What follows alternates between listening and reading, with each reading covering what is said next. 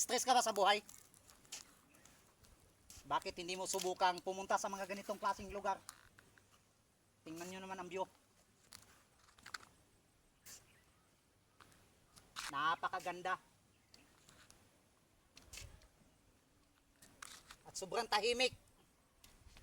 Napakaganda ng ambience.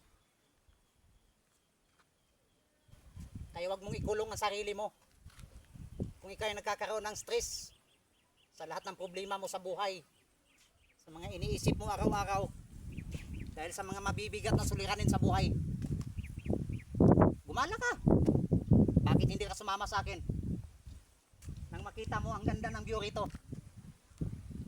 Halika, come and enjoy here in Barangay Pinasyo, sakop sa Clarin, Misamis Occidental.